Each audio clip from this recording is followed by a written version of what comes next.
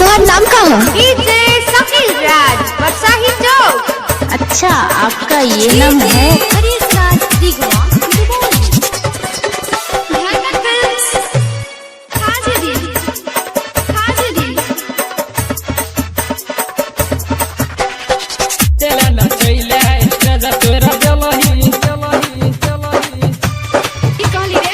बुढ़वा जवन काके मन सन केलही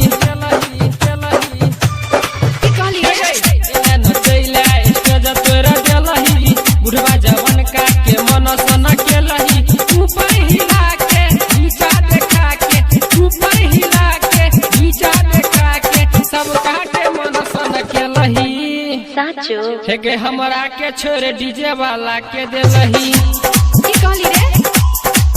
हेगे हमरा के छोड़ संड वाला के देलही एला न चैला स्टेज तोरा देलही बुढ़वा जवन काके मन सन केलही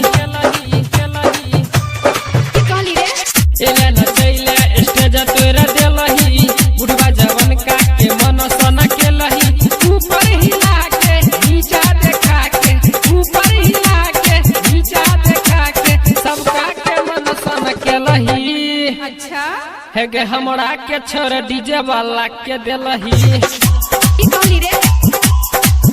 हेगे हमरा के छोड़ संडा वाला के देलही। तुम्हारा नाम क्या है? डीजे शकील राज बरसाही चौक। अच्छा, आपका ये नाम है? हरीश राज दिगवा चोली का चीज पर उतर लगाई छो लहंगा के भीतर सही डर जराई छो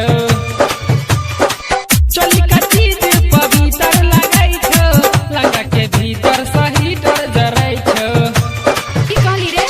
एना ने कर गोरी हेगे तू न खरा ने तो सब छोरा बिली ल ले तो बखरा कोमर हिला का थोड़ी देखा का कोमर हिला का थोड़ी देखा का सबके तू मन सन केलही हेगे हमरा के छोड़ टेम्पू वाला के देलही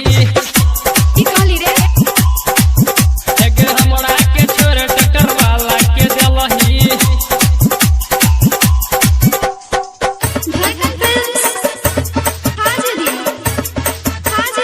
का नाम हो तुहार? डीजे शकील राज बरसाही चौक। अच्छा, आपका ये नाम है?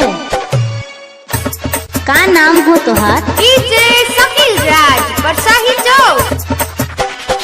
राजा